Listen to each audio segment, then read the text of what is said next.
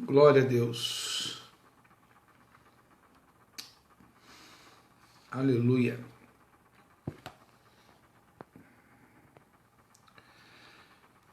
Vou dar uma ajeitadinha aqui para nós iniciarmos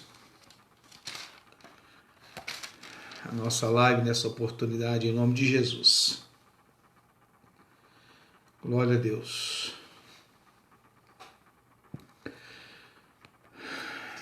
Aleluias. Vamos aguardar os amados para nós darmos início. Em nome de Jesus. A mais uma live. Para a honra e para a glória do nosso Deus. Vamos estar orando, levantando um clamor, falando com Deus. E vai ser noite de bênção, noite de vitória em nome de Jesus. Amantíssimo e eterno Deus, te damos graças, ó Pai, meu amado Deus e Salvador Jesus Cristo, pela oportunidade tão singular que o Senhor nos concede de mais uma vez. Podemos reunirmos, ó Deus, em torno do teu santo e poderoso nome. Entregamos, ó Deus, nossas vidas em tuas mãos, te agradecendo, ó Deus, pelo dia tão abençoado que o Senhor nos concedeu pela tua misericórdia. Ó Deus, eu agradeço pela vida de cada um dos amados irmãos e peço ao Senhor pela vida de todos, que as bênçãos do Senhor sejam derramadas nesta noite sobre cada lar, sobre cada família, e que o teu nome, Deus, seja glorificado. Ó Deus, nós nos rendemos ao teu senhorio, aos teus ensinamentos, fala conosco. Nós oramos no nome poderoso de Jesus Cristo. Amém e amém, Jesus. A paz do Senhor para todos, sejam todos bem-vindos. Pai, Senhor, irmã Marlene, Júlio também já está conosco. Deus abençoe a vida de todos em nome de Jesus. Você que está já sintonizando conosco, quero lembrar a todos que as nossas lives elas ficam gravadas, tá bom? Aqui no Facebook, como também em nosso canal lá no YouTube. Passa lá, compartilhe, deixe seu like lá, tá bom? E você vai ter devemos ter mais de 20 mensagens gravadas no nosso canal lá no YouTube, tá bom? E hoje nós vamos dar sequência à nossa série de mensagens e concluindo, né? Também, se assim nos permitir o Senhor, sobre a história singular, peculiar de José que nós estamos tratando ao longo, me parece que hoje é a 8ª live que nós fazemos, a 8ª ou 9ª live que nós fazemos acerca da vida de José. Sejam todos bem-vindos em nome de Jesus, que Deus abençoe. Nós terminamos a nossa última live, já vou aqui dar início, vou dar já, para nós não nos estendermos muito no tempo da nossa live. Nós terminamos a nossa última live falando da chegada de José lá no Egito, na condição de escravo, na casa de Potifar, um dos oficiais, né, do faraó do Egito, conforme Gênesis capítulo de número 39. Eu fiquei muito feliz porque eu ouvi alguns relatos de alguns irmãos que confessaram estar sendo profundamente abençoado por essas nossas lives e também estão, a partir desse aprendizado, conseguindo transmitir também, né, em suas congregações. Esse é o nosso objetivo, esse é o nosso foco, né? Eu tenho certeza que não estão apenas replicando o que está sendo dito aqui, mas o nosso ponto principal é de dar aos amados irmãos toda a estrutura, toda a ferramenta de meditação. Muito obviamente você não vai lembrar, né, de tudo que foi dito ao longo de tantas lives, né? Mas o mais importante é que você aprendeu o contexto da história de José. E isso ninguém mais tira de você. Todo o contexto, toda a base da história que envolve José, desde Abraão até a entrada de Jacó com sua família dentro do Egito, você já tem isso muito bem construído dentro do seu entendimento. Então isso ninguém mais vai lhe roubar. E todas as vezes que você ouvir a mensagem ou tiver a oportunidade de estar transmitindo a palavra, que o Senhor quiser falar através deste texto com os irmãos e através dos irmãos, os irmãos já têm um contexto, já tem toda uma estrutura. E aí deixa o Espírito Santo de Deus iluminar a vida dos irmãos para, em cima dessa base, em cima desse fundamento, os irmãos serem usados profundamente pelo Senhor. É importante falar aqui no início dessa nossa live, porque ao aprender o contexto, né, daquilo que o Espírito Santo colocou no seu coração de estar pregando, de estar meditando,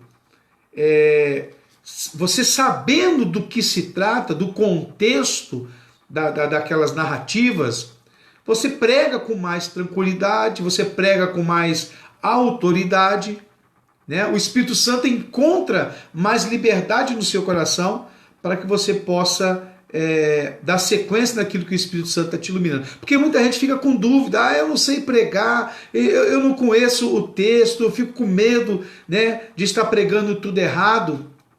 Então, quando você tem uma base bem construída, isso te dá mais unção, te dá mais autoridade, o Espírito Santo tem mais liberdade de te usar, porque você está pregando com conhecimento, sabendo exatamente daquilo que você está falando. Tem muita gente que comenta assim, eu tenho medo de pregar heresias.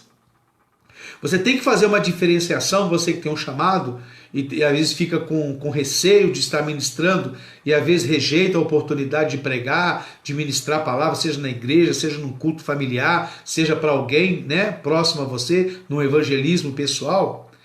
Heresia é diferente do que pregar não dominando totalmente aquela passagem. Heresia é quando alguém prepara deliberadamente uma versão para tentar desmentir, desqualificar aquilo que já está escrito. Isso é um herético. Ele, de forma deliberada, ele quer contestar, desmentir aquilo que está sendo, aquilo que está escrito. Agora, se você pregar por alguma razão fora de contexto, isso não quer dizer que é herético. Isso faz parte do seu aprendizado. Talvez você pregue hoje de uma forma com um nível de entendimento daquele texto, mas daqui a 1 ano, 3, 4, 5 anos, você já tem um conhecimento maior, uma maturidade maior daquele texto, então você estará pregando, talvez você vai rever muitas coisas que você disse, talvez você mudou a sua linha de interpretação, e isso não é ser herético. Tá? Isso é amadurecimento, isso é conhecimento. E a cada dia mais você vai aprendendo e você vai moldando as suas mensagens com o conhecimento atual a qual você tem da palavra de Deus. Herético não, é aquele que deliberadamente ele quer desmentir, ele quer levantar uma heresia, levantar uma doutrina, levantar uma visão para desmentir, desqualificar aquilo que está escrito. Ok? Bom, então vamos lá. Nessa noite eu vou ser bem sintético, tá? Eu não vou pregar, nós vamos do capítulo 39 ao capítulo 50 hoje e vamos encerrar aqui essa parte falando acerca da vida de José. Eu vou ser bastante sintético hoje nessa mensagem. Eu não vou obedecer aqui uma ordem cronológica dos acontecimentos, ok? Eu vou pontuar alguns acontecimentos relevantes dentro desses capítulos finais do livro de Gênesis. Eu vou pontuar algumas coisas relevantes, mas não se preocupe, porque eu vou assim, de capítulo a capítulo, né? Eu vou ir num capítulo, voltando no capítulo inicial, mas ao final você vai entender, né, o desfecho final dessa história tão singular, tão importante, tão didática da vida de José. Ok? Então, o desafio é você ficar conosco até o final da nossa live aí. Louvado seja o nome do Senhor. Quem é José agora, dentro desse contexto? Qual é o José que nós encontramos? Estando agora escravo dentro do Egito, na casa de Potifar. Qual é a leitura que nós fazemos desse José? Qual é o sentimento desse moço à luz da Bíblia Sagrada? Esse José agora, né, com 17 anos, conforme Gênesis capítulo 37, ele já não mais desfrutava do convívio familiar. Ele já não mais desfrutava dos cuidados singulares que ele recebia dos seus pais. Ele já não mais desfrutava daquele ambiente. Jacó, quando ele saiu da casa de Labão, ele saiu abastado, ele saiu dono de suas posses, dono de suas riquezas. E José, agora tido como morto naquela família, né? José agora também já não fazia mais parte da herança, que quando futuramente essa herança fosse dividida, ele não faria parte dos bens daquela família. José também agora não desfrutava mais da sua liberdade física, de ir e de vir. Ele estava agora numa condição de escravo dentro do Egito. A única coisa que restou a José foram os sonhos que ele recebeu quando ele estava em Canaã, juntamente com seu pai. Quando ele recebeu aqueles 2 sonhos, né, acerca dos molhos, do sol, da lua, das estrelas se curvando diante dele, nem mesmo ele tinha maturidade para discernir o que de fato seriam aqueles sonhos.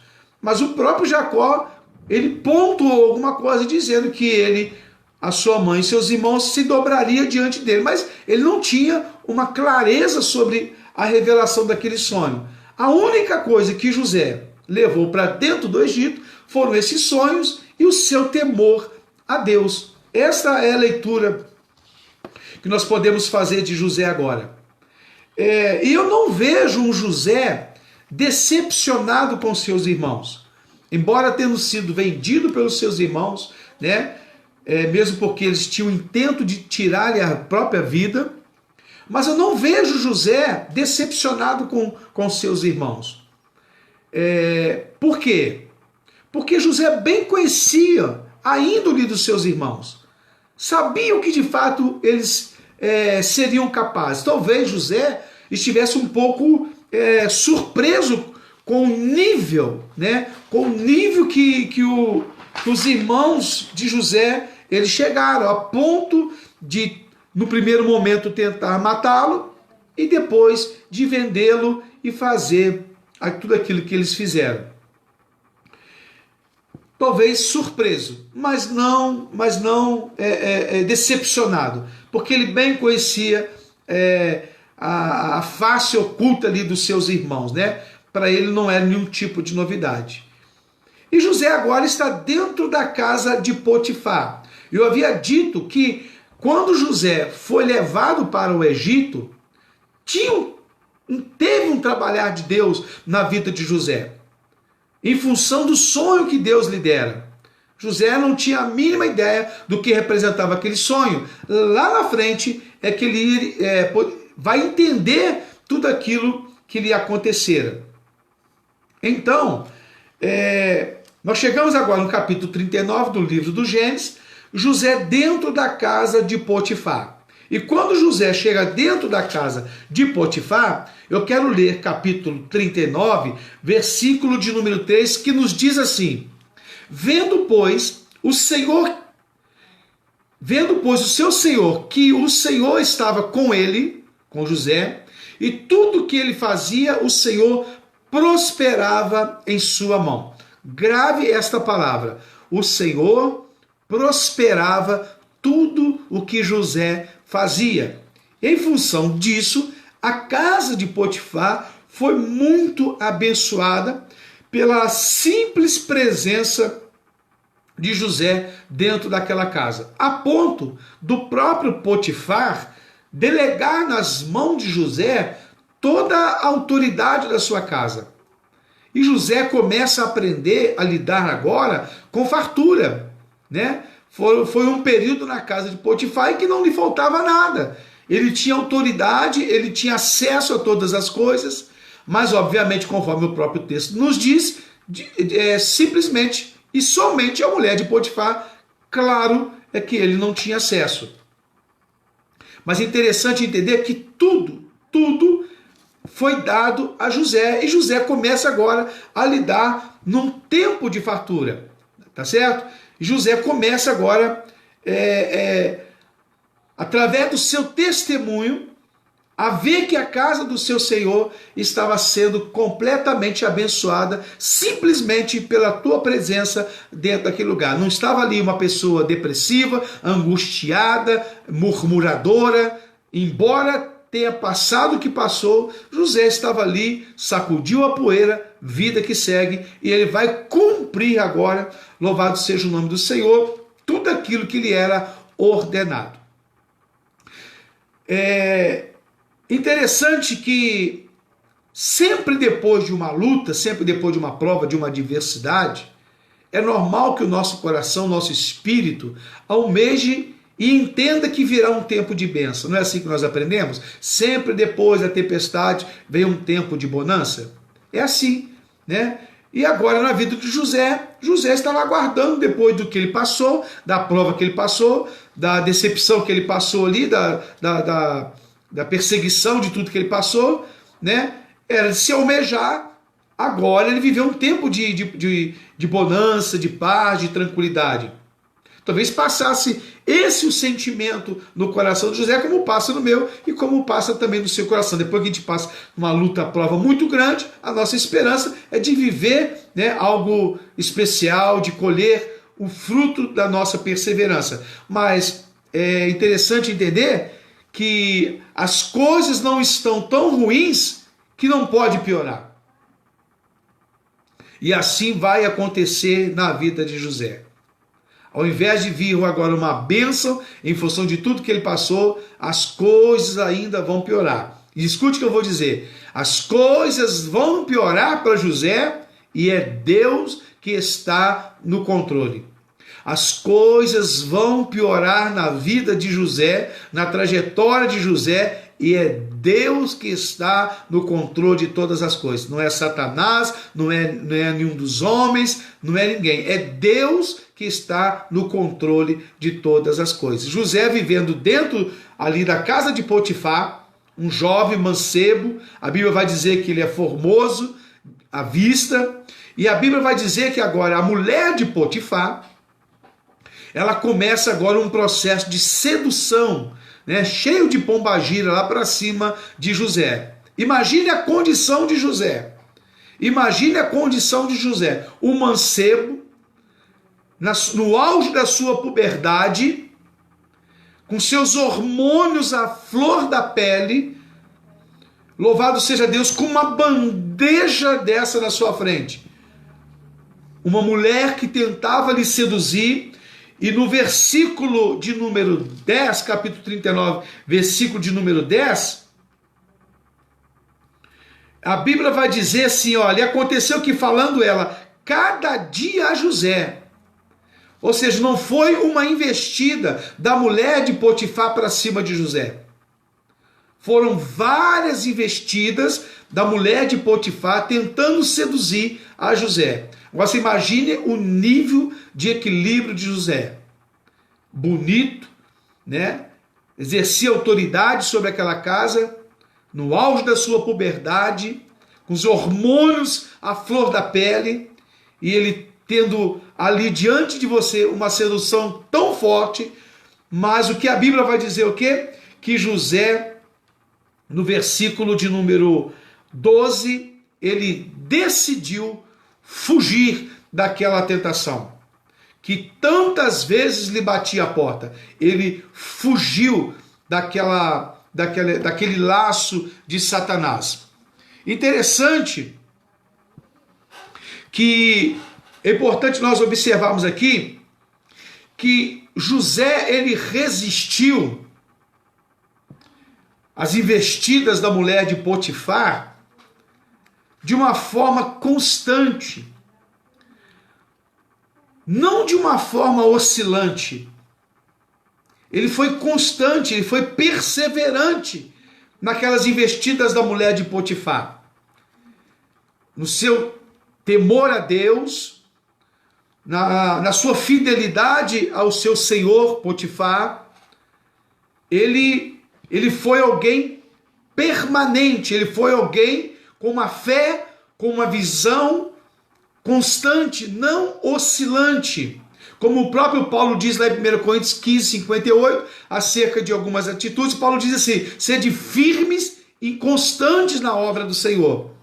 Então as coisas que vierem em nossa direção, né, o que nos fará sobressair tal condição é sermos constantes.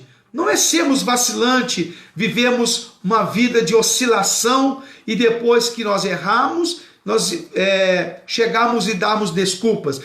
José poderia ter, de fato, se entregado a essa sedução e depois de ter caído, voltava para Deus e pedia perdão, cheio de desculpas: Senhor, me perdoe, né?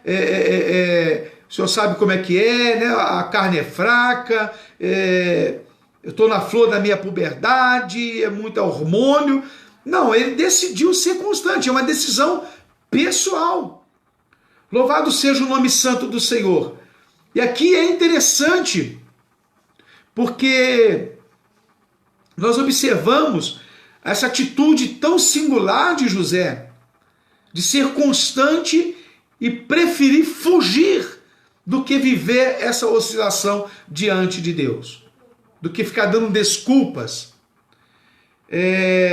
Porque tem gente que infelizmente opta por esse tipo de relacionamento, que depois que cede à tentação, depois que é seduzido, né, ele prefere ficar no campo das desculpas, no campo, e aí é um viés muito perigoso do conformismo com o pecado, com essa prática. Afinal de contas, Deus sempre perdoa, Deus sabe de todas as coisas. Já ouviu alguém dizer assim: Deus sabe o que está no meu coração? É verdade que Deus sabe o que está no seu coração. Isso não quer dizer que Deus aprova tudo que está no seu coração. É verdade que Deus sabe de todas as suas atitudes. Não quer dizer que Deus aprova todas as nossas atitudes. Tem gente que já não anda nem mais na carne, tem gente que anda já no osso. Porque vai por esse caminho, né, do pecado já pré-estabelecido. Então já não está andando nem mais na carne, já está andando no osso. Já perdeu tanto temor de Deus, tanta intimidade com Deus, que prefere, como Saul, se enveredar pelo viés da desculpa, e assim como Saul, ele foi rejeitado aquela prática pelo Senhor.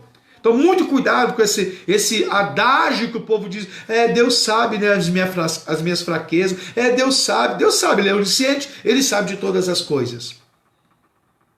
Louvado seja o nome do Senhor. Então, diante daquela situação, ele decidiu fugir. Quando ele decide fugir daquela situação, isso aqui é importante nós observarmos, ele estava mandando um recado para aquela mulher, para a mulher de Potifar. Sabe o que ele estava dizendo nas entrelinhas? Eu decidi não ser igual a você. Eu decidi permanecer fiel. Eu não quero ser infiel como você. Eu não quero ser adúltera como você. Eu não quero ser desonesta como você. Eu decidi a não ter você como um referencial. É uma decisão. Ele estava dizendo nas entrelinhas quando ele foge. Se eu pudesse fazer uma leitura do coração daquela mulher naquele momento, ela estaria pensando assim: ele decidiu não ser como eu. Que coisa linda, irmãos. Quando lhe veio o manjar para você fazer o que todo mundo diz que é normal, fora e dentro da igreja, você se recusa, você está dizendo nas entrelinhas, para quem sabe ler, dizendo assim: eu decidi não ser igual a você. Eu decidi perseverar nas minhas convicções, no meu relacionamento com Deus. É muito forte esse negócio. Quando você decide a não ser imitador daqueles que não têm referência, daqueles que não têm estrutura. Louvado seja o nome do Senhor. E aqui eu quero chamar a sua atenção, porque ele fugiu, meus queridos, diante daquela oportunidade. Ele não ficou flertando com o pecado. Ele não ficou ali, a exemplo de Sansão, flertando com o pecado no colo de Dalila, achando que, igual a todas as vezes passadas, Deus vai estar com ele. Louvado seja o nome do Senhor. Ele não ficou flertando como Davi no terraço do palácio, observando a Betseba se banhar. Ele decidiu não flertar. Ele decidiu fugir. Louvado seja o nome santo do Senhor. E quando ele foge, a mulher de Potifar lhe segura as suas vestes. Redobre a sua atenção agora. Segurou as suas vestes, né? E agora, aquelas próprias vestes nas mãos da mulher de Potifar vai servir de testemunho contra o próprio José. Irmão, já parou para pensar que José, ele tinha um problema com vestimenta? Como assim, pastor Gé? Primeiro ele teve problema com a capa que ele ganhou do seu pai. Agora ele tem problema com a vestimenta lá da casa de Potifar, a sua própria vestimenta. Ele perdeu tanto a capa quanto as suas vestes. Tá pronto para receber o que eu vou falar aqui agora ou não? Ele perdeu tanto a capa quanto as suas vestes. Mas no capítulo 41, conforme eu disse no início, eu vou viajar de lá para cá. Capítulo 41, quando ele vai assumir o governo do Egito, toda a história já passou, eu vou voltar nela daqui a pouco. Quando ele assume no capítulo 41, versículo de número 42, ouça o que eu vou dizer. Diz assim a palavra de Deus: e tirou o faraó o anel da sua mão e o pôs na mão de José. E o fez vestir, de vestes de linho fino e pôs um colar de ouro no seu pescoço. Faraó, o rei do Egito, coloca em José agora vestes de linho fino. Pastor, o que a Bíblia está nos mostrando? O que o Espírito Santo está nos iluminando aqui nesta hora? Veja, irmãos, o entendimento das revelações do Espírito de Deus. Para ele vestir uma veste de linho fino, como sinal de honra ao assumir um lugar de destaque, de coroação, para ele vestir essas vestes de linho, ele teve que perder as vestes de honra que ele havia recebido do seu pai. Ele tinha que ter perdido as vestes de escravo. Eu vou descodificar para você. A capa que ele recebeu do seu pai, aquela vestimenta singular, ela representava a honraria humana, o reconhecimento do homem. Só que para você vestir lá na frente vestes de linho fino, você tem que se despir das vestes de honraria humana. Oh, louvado seja o nome do Senhor!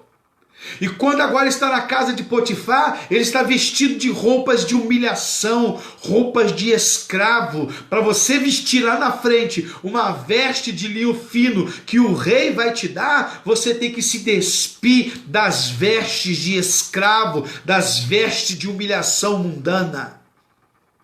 Oh, louvado seja o nome do Senhor. Aí quando você chegar lá na frente, você vai chegar com maturidade e vai entender que talvez lá atrás você possa ter pensado: eu perdi a minha capa. E talvez você possa estar questionando: eu perdi as minhas vestes dentro do Egito. E quando você recebe as vestes que para ti estão prometidas, você vai entender, vai levantar as mãos e vai dizer para Deus: eu não perdi absolutamente nada. Tudo aquilo que ficou para trás foi ganho diante daquilo que o Senhor tem preparado para a minha vida. Não foi perda, foi processo, foi purificação, foi aquilo que Deus estava arrancando de mim, porque se eu permanecesse vestido de honrarias humanas, de elogios, eu nunca assumiria o meu lugar da promessa em Deus. Se eu tivesse ainda vestido de vestes de escravo, né, sendo dominado pelas pessoas, sendo dominado pelas circunstâncias,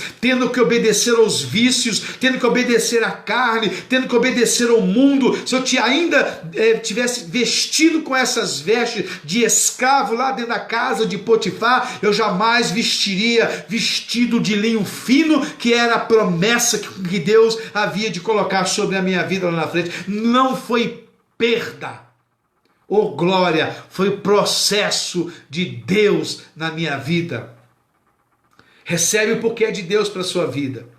Louvado seja o nome do Senhor Jesus. Deus estava só tirando para depois vesti-lo de algo especial que ele jamais imaginaria. Se ele tivesse preso a capa de Jacó de muitas cores, hoje ele não estaria com veste de linho fino. Se ele tivesse ali se prendido às vestes de escravo na casa de Potifar, hoje ele não estaria vestido de vestes de linho fino, assentado no lugar de vitória. Eu vou dizer para os amados irmãos sobre o capítulo 41, eu vou meditar com os irmãos aqui no capítulo 41, o que representou aquelas vestes de linho fino na vida de José? O que representou a capa? Uma honraria dos seus pais, um reconhecimento, né? Mas aquela capa trazia confusão, trazia, porque a honraria humana, ela é movida por inveja. Louvado seja o nome do Senhor. A capa de escravo, né? O que ela simbolizava para José? Domínio. Ele era dominado, ele era escravo, ele não tinha voz ativa, ele não era uma cabeça pensante, ele tinha simplesmente que abaixar a cabeça e dizer sim. Como muitos nos dias de hoje, abaixa a cabeça e diz sim para a prostituição, abaixa a cabeça e diz sim para o adultério, abaixa a cabeça e diz sim para o pecado, abaixa a cabeça, e porque ele não tem condições de dizer não para o vício, para a bebida, para as drogas, né? Para o mau testemunho, para o mau caráter, para o coração de pedra. Ele é dominado, ele não é dominante. Mas quando agora chegamos no capítulo 41, depois do processo que Deus operara na vida de José, e eu vou voltar rapidamente aqui nessa palavra, diz assim depois que José interpreta o sonho, calma que eu vou falar o que foi isso, tá bom? Então o faraó vai falar para José, diz assim, no capítulo 41, a partir do verso 38. Diz assim, e disse Faraó a seus servos, acharíamos um varão como este, em quem haja o Espírito de Deus? Aquelas vestes com que ele estava recebendo, era veste de reconhecimento. Louvado seja o nome do Senhor. Verso 39. Depois disse Faraó a José. Primeiro ele disse para as pessoas, para os seus servos. Tem alguém como este homem aí? Tem alguém como ele? Ou seja, o Faraó e os seus próprios súditos, os seus próprios servos, reconhecendo acerca de José. De quem de fato era José. Então as vestes que o faraó coloca em José são vestes de reconhecimento. Os irmãos de José o reconheciam quando ele estava lá na casa dos seus pais? Na casa de Potifar, ele era reconhecido? Ele era tão reconhecido que foi lançado depois no calabouço, na prisão. Diz o texto ainda, verso 40, tu estarás sobre a minha casa, e por tua boca se governará todo o meu povo, somente no trono eu serei maior do que ti. Sabe o que o faraó estava vestindo? José, ele estava sendo vestido de autoridade. Já pensou se você estivesse murmurando, reclamando, chorando, choramingando da capa de José? Agora ele recebe uma vestimenta de reconhecimento, é de Deus. Essa irmã é de Deus. Lá atrás não te reconheciam não, né? Mas vão ter que bater no peito e vão dizer, de fato, ela é diferente. Esta jovem é diferente. Porque Deus nos leva num lugar e nos veste de reconhecimento. Lá atrás nos apontavam, nos desmereciam, nos vendiam. Nos davam ordem. Mas vão ter que reconhecer, como todo mundo, de que tem algo diferente na sua vida. Louvado seja o nome do Senhor. Quando ele se assenta agora no versículo 42 no trono e veste ele de vestes de linho fino, louvado seja o nome do Senhor, ele estava sendo vestido e depois ele vai andar no meio de todo o Egito, na carruagem do faraó. Sabe o que está acontecendo aqui? O rei estava vestindo José de honrarias. A veste de honra. E honra que o rei dá, súdito nenhum tira. Honra que o pai dá, que o rei dá, louvado seja Deus, irmão nenhum mata. Oh glória! Honra, vestes de linho que o rei coloca em você, louvado seja Deus, os irmãos não tiram, Potifar não tira, a esposa dele não tira. Porque são honras permanentes. O que Deus nos dá são bens permanentes. Não é capa passageira. Não são vestes passageiras. São vestes, são bens permanentes que Ele nos concede na nossa vida. E Ele vai dizer assim, olha, no versículo de número 44, diz assim: e disse Faraó a José, eu sou Faraó, porém sem ti ninguém levantará a sua mão ou pé em toda a terra do Egito. Sabe o que ele recebeu aqui através dessas vestimentas? Liderança, capacidade de liderar. Sabe como foi importante o processo de José? De passar tudo que ele passou, ele agora recebeu o reconhecimento. Ele se tornou um referencial para todo mundo dentro do Egito. E mais tarde vai se tornar um referencial para a sua casa. Ele recebeu autoridade. Ele recebeu honrarias. E ele recebeu a capacidade de liderança. Isso tudo dentro do processo que ele passou. Louvado seja o nome do Senhor. Vamos voltar aqui para o capítulo 39, para nós descodificarmos e já caminharmos para o final dessa palavra. Ele está dentro da casa de Potifar. E diante desse levante que acontece, ele é lançado agora dentro do cárcere. No capítulo 39, a partir do verso... versículo de número 20, 39 e 20, é quando ele agora, diante daquele fato, ele é levado para dentro do cárcere, né? Ali dentro do Egito. E diz assim o versículo de número 21, o Senhor, porém, estava com José. O Senhor, porém, estava com José. O Senhor estava com José em Canaã, o Senhor estava com José na casa de Potifar, e o Senhor agora, conforme o versículo 21, estava com José dentro do cárcere. Jacó e Raquel não estavam com José, os seus irmãos não estavam com José, Potifar não estava com José, os servos da casa de Potifar não estavam com José, mas Deus estava com José. Louvado seja Deus. E no versículo de número 23, diz assim, o carcereiro mor, o chefe do cárcere, não teve cuidado de nenhuma coisa que estava na mão dele, porquanto o Senhor estava com ele e tudo que ele fazia, o Senhor prosperava. o Senhor prosperava. Eu falei para você guardar a primeira leitura, que quando ele estava na casa de Potifar, a Bíblia vai dizer que a casa de Potifar recebeu bênçãos em função da presença de José dentro daquela casa. Tudo que José colocava as mãos prosperava. Agora José está dentro do cárcere. E agora tudo que José vai intentar realizar, tudo agora prospera. José estava lidando com fartura na casa de Potifar. E José está dentro do cárcere agora lidando com escassez.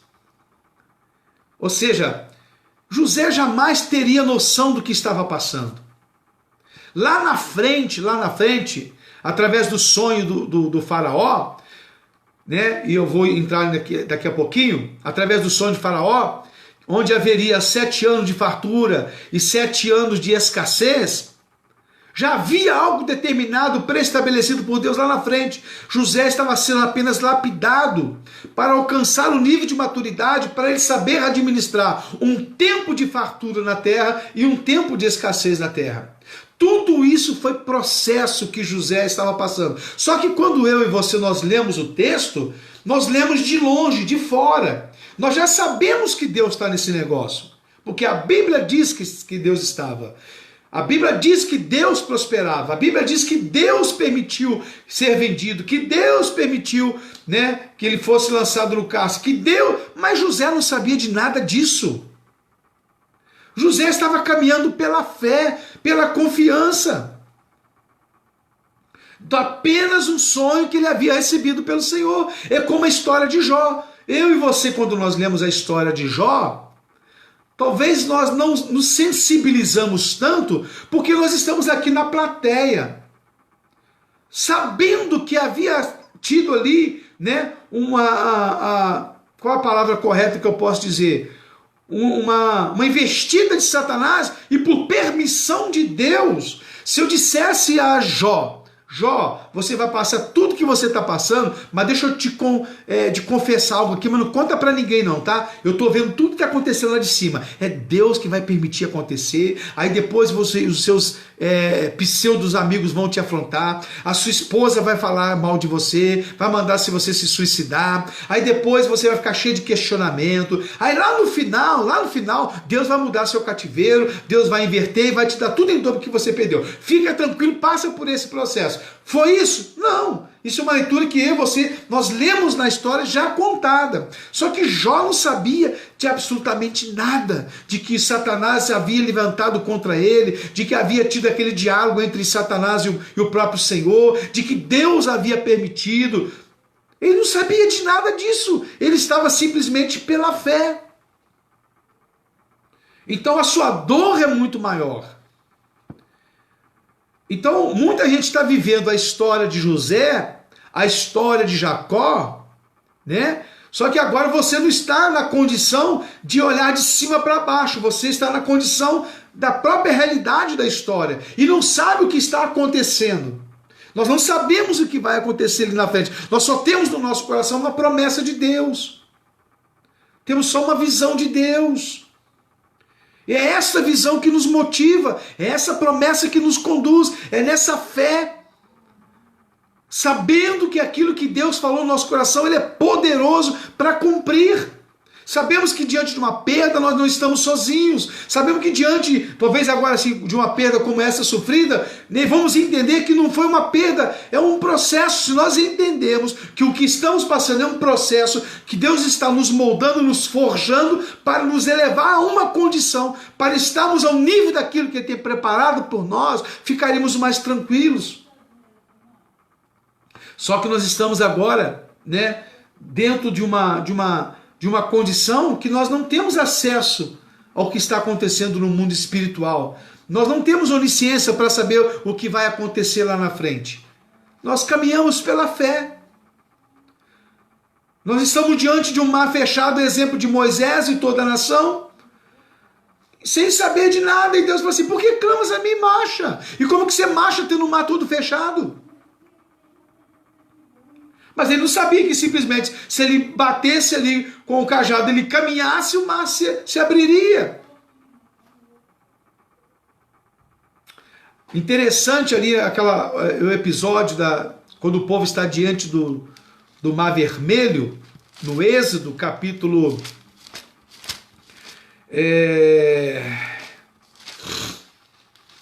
14. Deus não os leva num caminho mais fácil. Deus os leva por um caminho que quando chega lá na frente, diante do... Eu não vou lembrar aqui os nomes, né? Deixa eu ver se eu consigo lembrar aqui os nomes. Mas literalmente, o lugar que eles estavam, diante do mar, a coisa ficou um pouco mais severa. Eu não vou lembrar aqui os nomes, né, do lugar, porque eles não tinham como ir para a direita, porque era um lugar cheio de penhascos. Eles não tinham como ir para a esquerda, e eles não tinham como voltar, porque Faraó e seus exércitos viriam atrás. Quando Moisés, junto com aquela multidão, estava diante do Mar Vermelho, a palavra hebraica para aquele lugar, louvado seja o nome do Senhor, literalmente se chama, no original, beco sem saída. Está aqui no capítulo 14, olha. O Espírito Santo me mostrou.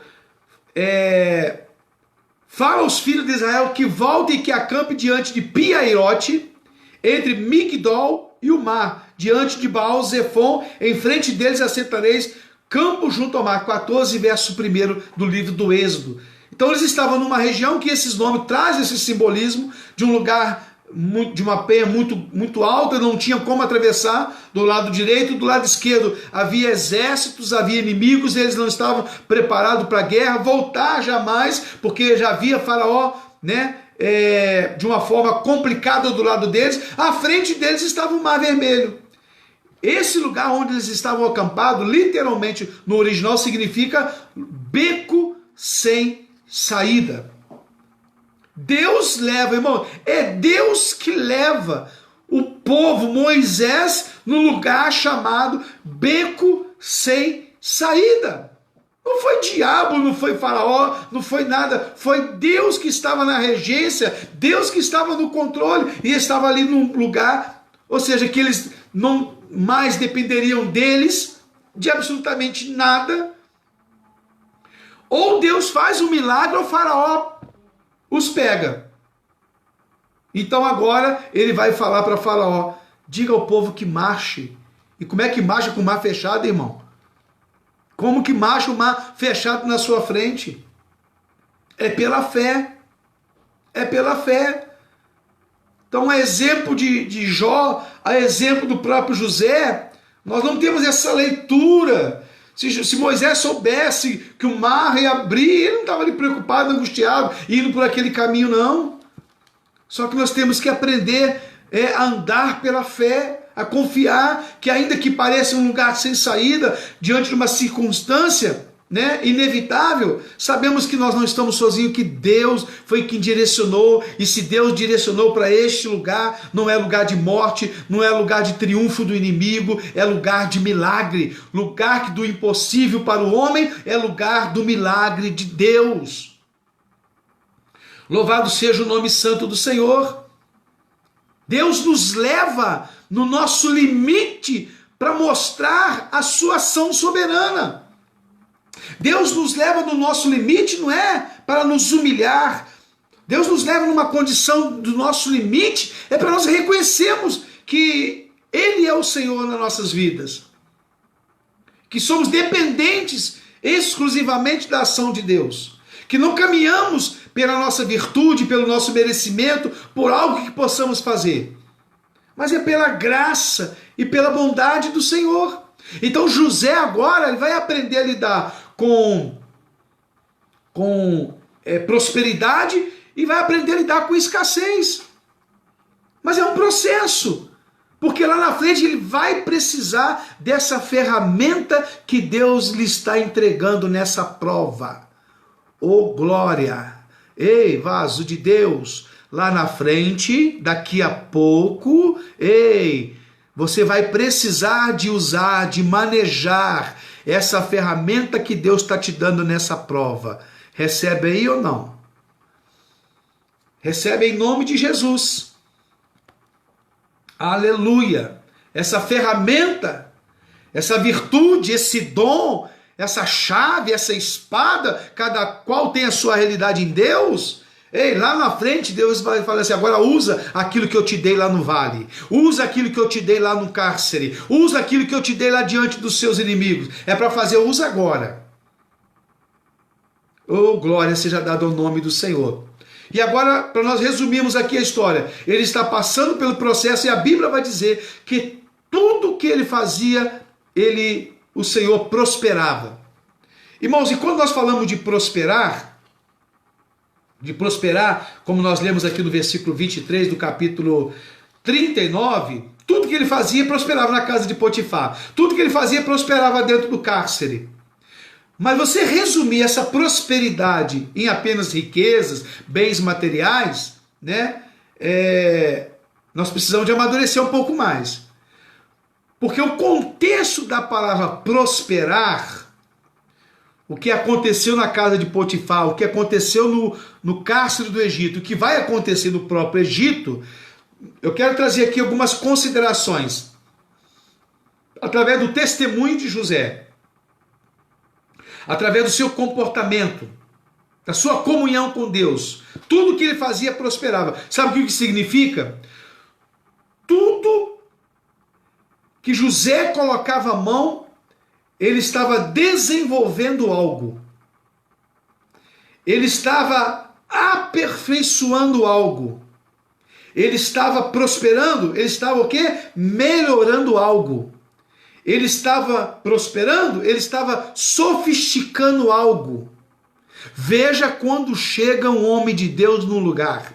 Veja o que acontece quando chega uma mulher de Deus num lugar. Um jovem de Deus, quando ele chega num lugar, seja no trabalho, seja na igreja, seja na sua própria casa, tudo que ele faz prospera. Quer dizer o quê? Então, ou seja, tudo que esse homem de Deus, essa mulher de Deus faz, prospera, ou seja, ele desenvolve algo, ele gera algo, ele produz algo. Quando um crente chega, ele melhora algo, ele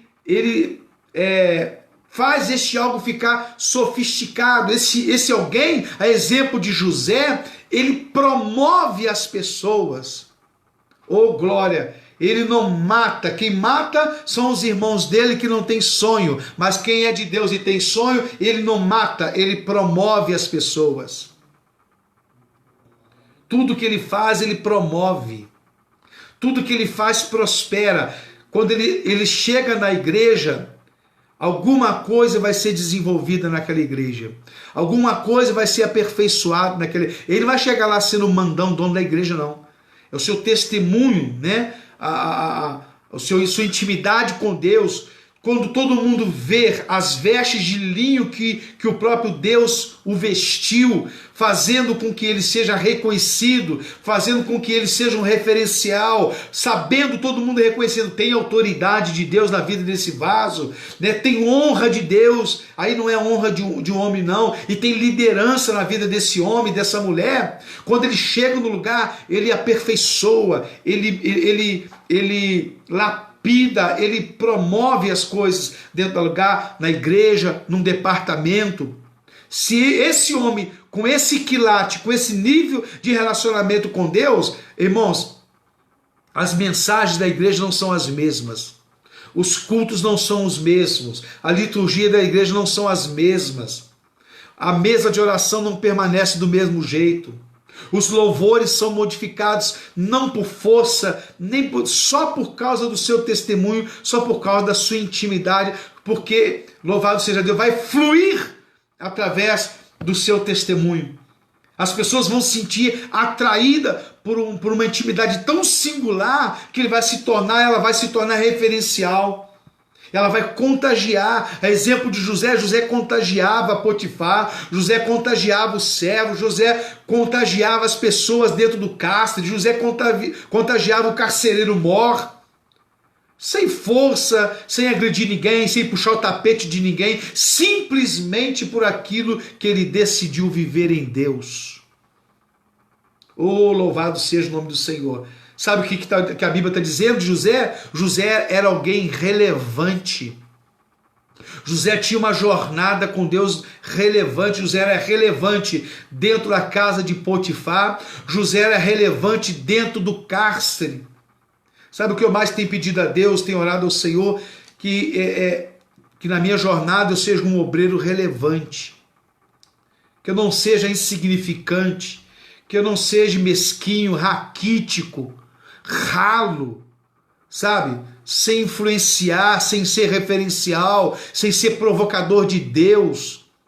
As pessoas têm que olhar para a sua vida e ter sede de Deus. Reconhecer quem é Deus. Saber que se te perguntar algo acerca de Deus, você tem a resposta na ponta da língua. Louvado seja Deus, você tem um norte, você tem uma direção, você tem luz do Espírito Santo. As suas palavras não são suas próprias, mas as pessoas percebem que está saindo algo espiritual dos seus lábios. Olha, irmã, aquele dia você falou, mas foi Deus que falou na sua boca. Olha, irmão, aquele dia você falou algo, mas eu vou dizer uma coisa, foi Deus que falou na sua boca. Falar de Deus todo mundo fala, o difícil é ser boca de Deus, é ser instrumento de Deus, é Deus te usar. Louvado seja o nome santo do Senhor. Então não queira simplesmente falar de Deus através dos seus louvores, não queira simplesmente querer falar de Deus através das suas lives, não queira simplesmente falar de Deus através do seu ministério, das suas pregações. Seja a boca de Deus. Deixa Deus te usar, seja relevante para Deus.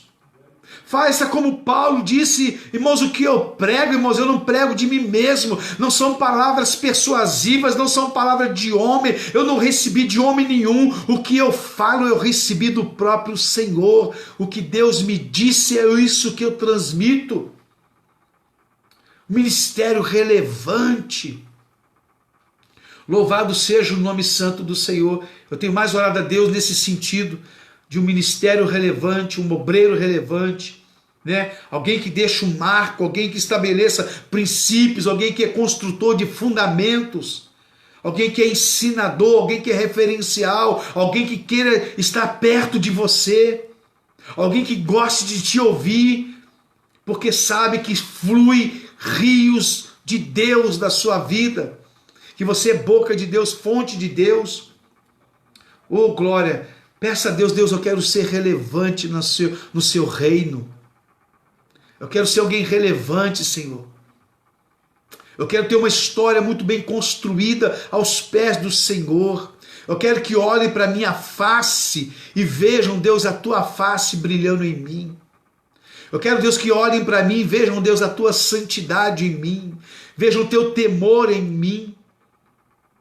Louvado seja o nome do Senhor. Quero abrir a minha boca e com poucas palavras, Senhor, derramar rios de bênçãos. Não palavras para massagear ego de ninguém. Não palavras, ó Deus, para fazer, Senhor, com que as pessoas se fiquem enganadas. Senhor, eu quero ser relevante para entregar. Sabe quando alguém é relevante? Não é quando ela só entrega aquilo que as pessoas gostam de ouvir, mas ela também tem compromisso com Deus, e se tiver que Deus revelar o que está errado, ela vai entregar, ela vai falar, porque ela tem compromisso com a verdade, ela tem compromisso com o Senhor. Ela não se, o que tem um ministério relevante, ele não se vende, ele não negocia. Ele se conhece em Deus. Ele se conhece em Deus. E aqui todo mundo conhece a história, preciso aqui de mais uns 2 minutinhos para terminar. Todo mundo conhece a história, lá está José, dentro do cárcere. Tem um episódio do copeiro e do padeiro de Faraó, que contrariaram o Faraó e foram lançados ali, dentro do lugar onde estava José. E é por isso, irmãos, que o texto vai dizer assim no capítulo 40, verso de número 7. E veio José a eles pela manhã, olhou para eles, e eis que estavam turbados. Então perguntou aos eunucos de Faraó, que eles estavam no castro, na casa do seu senhor, dizendo: por que estáis hoje tristes os vossos semblantes? José era alguém que se preocupava com as pessoas, com a situação das pessoas. Ele chega perto daqueles dois servos do faraó e diz: por que vocês estão tristes? O que aconteceu com vocês? Veja, ele abriu mão, irmão, da sua história para se entregar à história daqueles dois homens.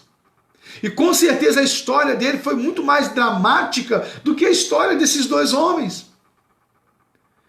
Mas como é que alguém com uma ferida tão grande ainda encontra disposição para ajudar aqueles que estão feridos? Como que alguém que sofreu uma decepção tão grande tem palavras de conselho para aconselhar aqueles que estão decepcionados? Como alguém que sofreu uma perda tão grande, louvado seja Deus, tem ainda palavras para consolar aqueles que perderam posições? Como alguém com uma ferida como José vai se preocupar com a ferida dos outros? Tem muita gente que está ouvindo essa live que tem feridas abertas. E aí você está diante de alguém, talvez você está passando uma luta, uma prova com a sua casa, está tudo de cabeça para baixo, aí chega alguém para te pedir conselho acerca da família dela. Só Jesus, não é verdade, irmão? Só Jesus. Tem alguém que está como Jacó, lutando com Deus: Senhor, eu quero experiência, Deus, eu quero o meu nome, Deus, mudado. Aí chega alguém, aí você se sente tão vazio, tão sozinho, né? Aí chega alguém perto de você no outro dia: irmãos, eu vejo tanto Deus na sua vida. Dá vontade de perguntar, né? Por que você vê e eu mesmo não vejo? E eu mesmo não sinto? E as pessoas, irmãos, você se sente tão pequeno, tão para baixo, fala: meu Deus, eu não sou nada, eu não sou ninguém. Aí chega alguém perto de você: eu vejo Deus na sua vida. É um choque de realidade, né, irmão? E tem muita gente aqui nessa live passando por essa situação, com feridas enormes abertas no campo familiar, no matrimônio, no ministério.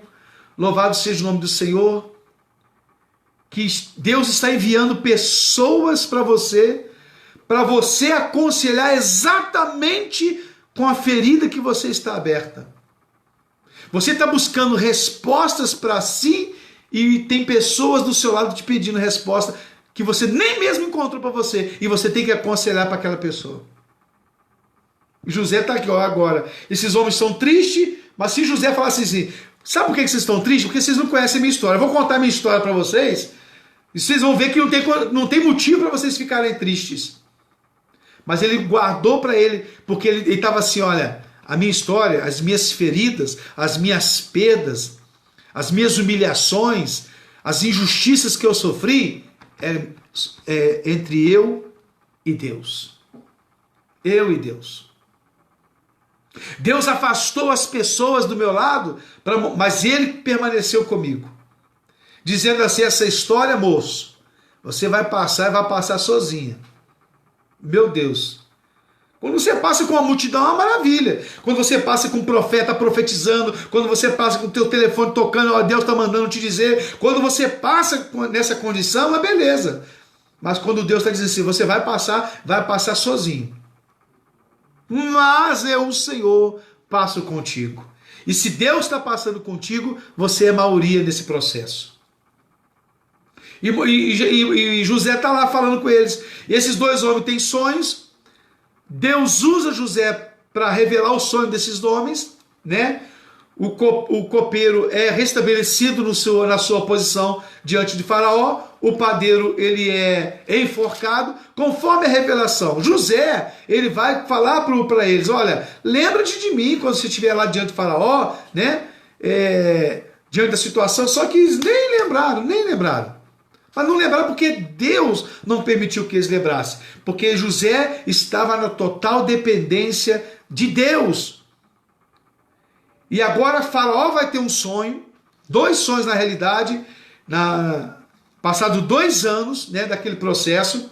Ele vai ter o sonho onde ele viu as vacas gordas subindo na beira de um rio, e logo após ela 7 vacas magras que comiam as 7 vacas gordas, e de um pé de milho nasciam umas 7 espigas gordas, e 7 espigas queimadas pelo sol, comiam aquelas 7 espigas, ele não entendeu, não teve discernimento nenhum.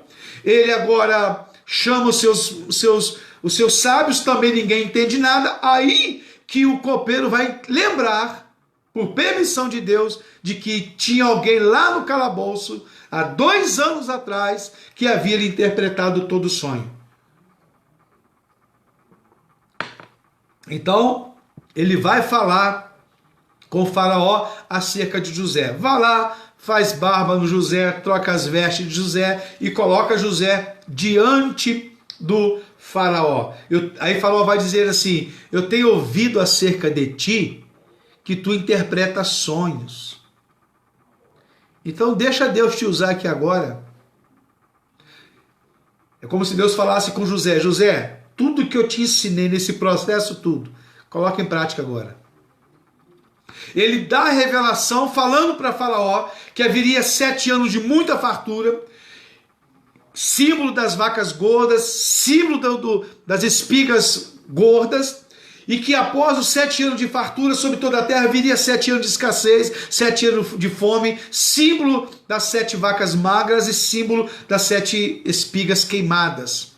Deu-lhes a interpretação, e agora o texto que eu gosto demais. Por quê? Porque ele vai revelar isso para Faraó sobre o sonho. Só que no versículo de número 35 do capítulo 41, além de interpretar o sonho, irmã Amanda, ele vai dar um conselho para Faraó. Ei, Faraó, faz o seguinte, irmãos, um escravo aconselhando um regente maior da nação. Escute, com toda e plena ousadia, porque o faraó só pediu que ele interpretasse, mas ele vai dar um conselho.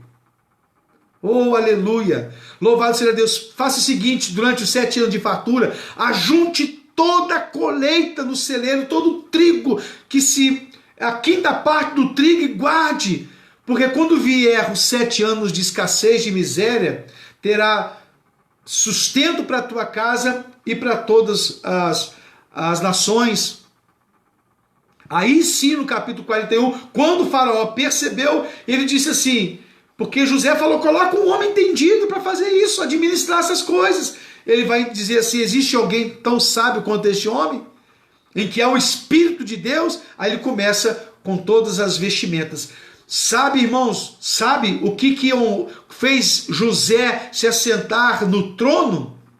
Não foi o dom da revelação, mas foi a maturidade de ter aprendido a lidar com fartura e escassez, que fez com que ele aconselhasse a Faraó na administração daquele processo que o Egito ia passar em toda a terra. Pegou aí a deixa, a pérola ou não? Foi a maturidade. O dom vai até certo ponto na sua jornada, no seu... Porque se ele interpreta o sonho e não fala mais nada, ele voltava para o cárcere. Sim ou não? Porque dom não promove ninguém. Promove até certo ponto. Eloquência não promove ninguém. Performance não promove ninguém. O que promove é maturidade. É maturidade. E quando ele vai aconselhar a Faraó, ele vai aconselhar com base não em dons, mas ele vai aconselhar naquilo que ele aprendeu. Veja o quão importante foi. Depois de 13 anos, porque a Bíblia vai dizer que quando o Faraó coloca o anel no dedo dele, veste ele com veste de linho fino, ele agora estava com 30 anos de idade, 17 anos passando por aquele processo. Para que 2 palavras de um conselho que havia dito, toda a história de José mudou. O cativeiro mudou. Agora ele já não estava mais, agora naquela posição que ele estava, louvado seja Deus, ele estava numa posição agora em que nada e ninguém poderia roubar. E a Bíblia vai dizer então, para a gente caminhar para o final, Ele sai por toda a terra do Egito, passa todos aqueles 7 anos de fartura, ele ajunta todo o trigo, vem os 7 anos de miséria, toda a terra é afligida por essa escassez, inclusive a casa dos seus pais. Todo mundo já conhece essa história, se não conhece, leia por gentileza, tá? Tem todo aquele processo que os irmãos de José vai também, como todas as nações, ao Egito buscar comida, porque era o único lugar que tinha comida, porque toda a terra não tinha recebido essa revelação. Então, uma hora o alimento cessou, e agora José vai negociar aquele trigo, vendendo, trocando a troco das terras, e vai chegar a um ponto de que as próprias nações começaram a trabalhar para o Egito se torna então, já era grande, uma enorme potência naquela época.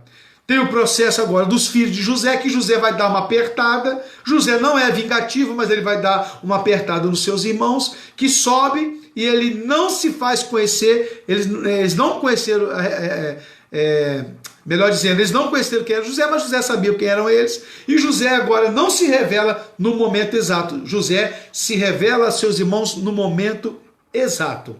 Ele faz com que os irmãos voltem, porque ele chama, vocês não vieram aqui para buscar comida não, vocês vieram aqui como espias. Mas José estava articulando ali, né,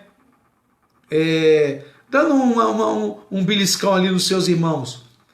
Ele prende ali a Rúben ou Simeão, me parece, com a promessa deles trazerem Benjamim, o irmão mais novo que havia ficado com Jacó. Eles vão até Jacó e tem todo aquele processo que os irmãos sabem da história. E no segundo momento eles levam Benjamim, e agora naquele lugar eles vão dizer assim que mais uma artimanha de José, que coloca ali a sua taça com que ele bebia o vinho, coloca no saco de Benjamim, e depois depois de ter liberado seus irmãos para voltar para sua terra, ele manda os seus mensageiros, tudo articulado, e vai dizer que no saco em que se encontrar a taça, que esse homem seja digno de morte, seja escravo, e exatamente a taça de Benjamim, o filho mais novo de Jacó, que eles haviam prometido que estariam trazendo ele de volta, só que acontece esse fato, né? E José faz uso desse fato, louvado seja o nome do Senhor, e eles vão se render, eles vão agora se prostrar diante de José, e no capítulo 45, no verso de número 5, a Bíblia vai dizer, louvado seja o nome do Senhor, que José se dá a conhecer aos seus irmãos, mas diante daquela situação, da possibilidade do não retorno de Benjamim, né? Eles se dobram todos de joelho para conversar com José, sem saber que era José, e naquela hora em que eles estão dobrados, eles lembram da promessa, José lembra da promessa que Deus havia dito a ele, de que as 11 estrelas se renderiam aos seus pés. Vale a pena esperar, irmãos. Vale a pena confiar no Senhor.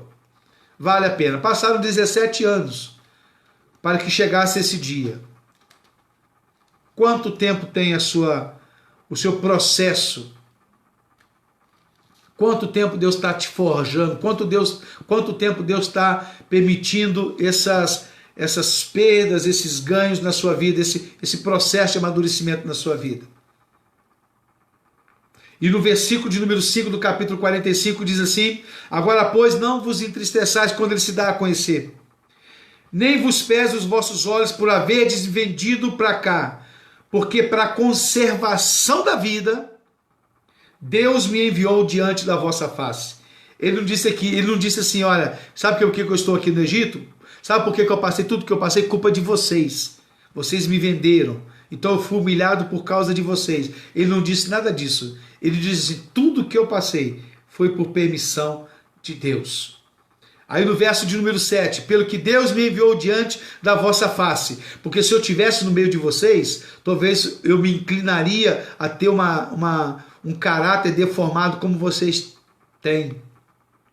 Talvez eu não seria o José que eu sou hoje se eu estivesse no meio de vocês, se eu tivesse vivido junto com vocês. É por isso que Deus me separou de vocês, do convívio de vocês, porque vocês não tinham caráter, vocês não tinham índole, vocês eram invejosos.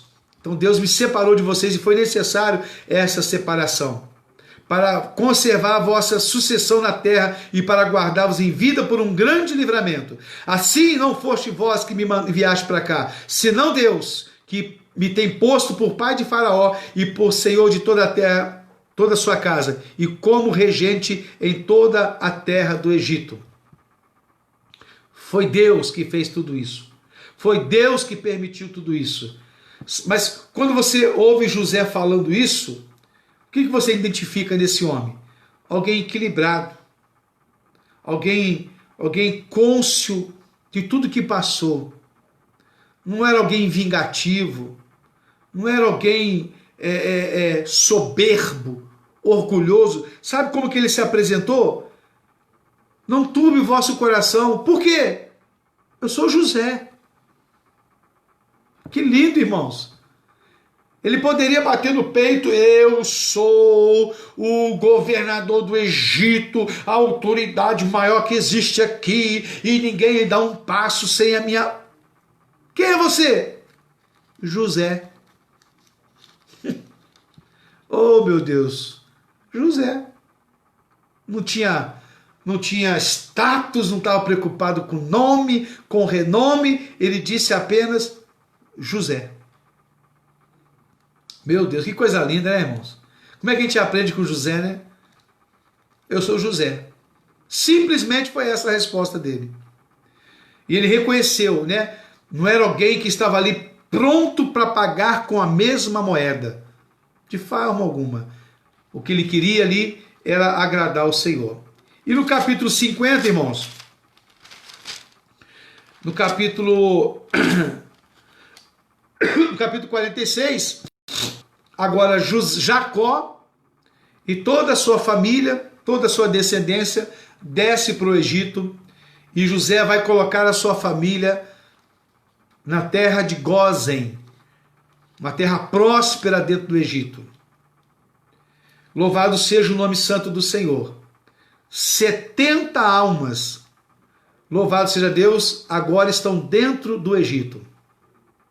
Você lembra como eu comecei a primeira live lá umas 8 semanas atrás? Gênesis capítulo 15, versículo de número 13. Quando Deus estava falando com Abraão, ele disse o quê? Então disse a Abraão: saiba de certo que peregrina será a tua semente em terra que não é sua, servi-los-á e afligi-los-ão, 400 anos. Mas também eu julgarei a gente com qual servirão, e depois sairão com grande fazenda. Aqui está cumprindo a promessa que Deus havia dito a Abraão. Você nunca mais vai esquecer disso. E como é que Deus cumpre essa promessa a Abraão? Através de José. Agora entra a família de José, 70 almas. E agora, irmãos, 400 anos, 430 anos, eles vão estar dentro do Egito, na terra de Gósen. Vão desfrutar, comer o melhor da terra, enquanto José era o patriarca.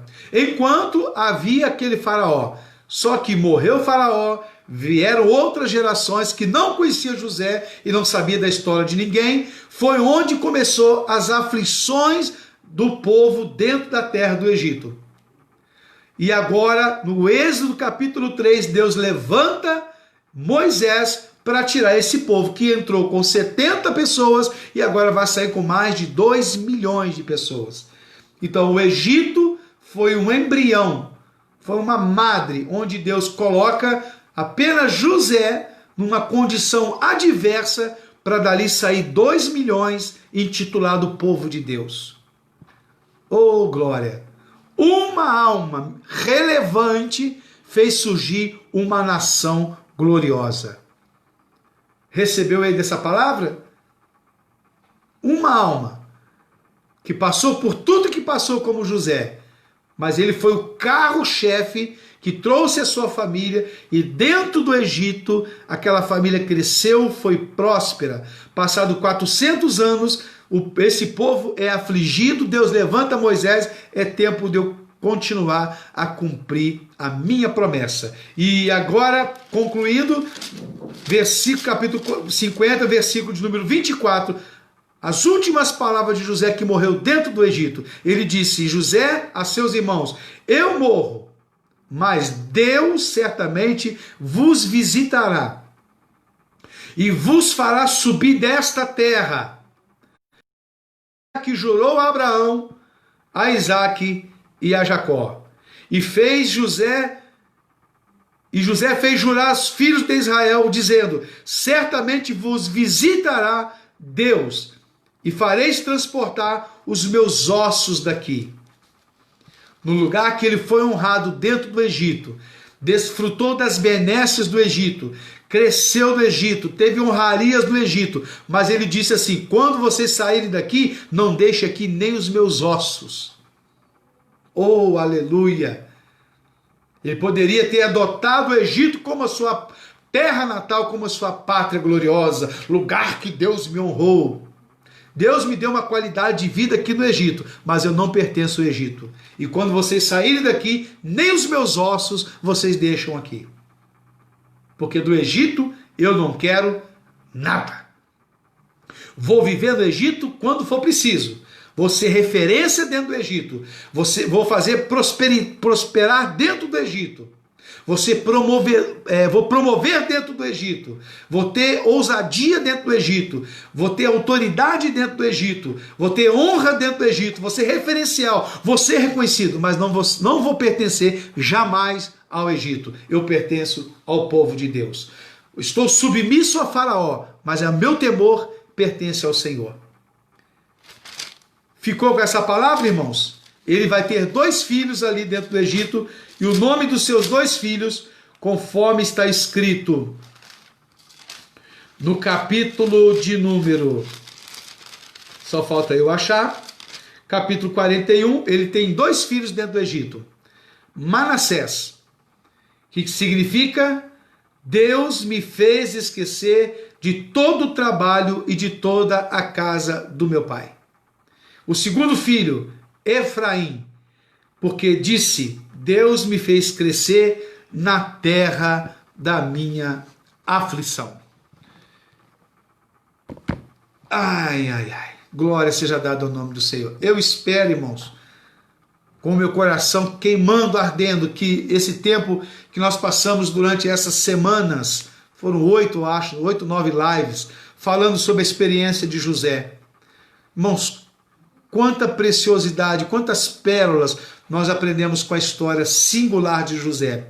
Você tem agora um texto bastante concreto, né? Você conhece bem toda a estrutura, e agora, irmãos, deixa Deus te usar, deixa Deus iluminar, leia, e o Espírito Santo de Deus vai te revelando cada vez mais coisas. E tudo que Deus te revelar, tenha tudo que você aprendeu nessas lives como base. Louvado seja o nome do Senhor. Eu espero que esse tempo precioso possa ter enriquecido teu coração, te despertado, e cada parte dessa semente que caiu em cada coração possa crescer, gerar frutos, e semana que vem nós estaremos aqui uma vez mais em nome de Jesus, seguindo aqui a direção do Espírito Santo. Vamos trazer alguns temas diferentes, alguns personagens diferentes para nós meditarmos e o Espírito de Deus falar no nosso coração. Lembrando, os amados, compartilhe. Não fique tímido, não. Seja relevante. Comece a ser relevante agora, né? Compartilhe essa palavra. Indique para os seus amados irmãos. Essas mensagens ficarão gravadas aí nas nossas lives, tá bom? No YouTube. Ficarão também lá no nosso canal no YouTube, tá bom? No Facebook e no YouTube. Vá lá, se inscreva lá. Nos ajuda, nós estamos com uns projetos bacanas lá para fazermos através do YouTube, em nome de Jesus. Que Deus abençoe a sua vida. Toda segunda-feira nós estaremos aqui a partir das 21 horas na direção de Deus. Deus abençoe a todos. Fiquem todos com a paz de Cristo Jesus.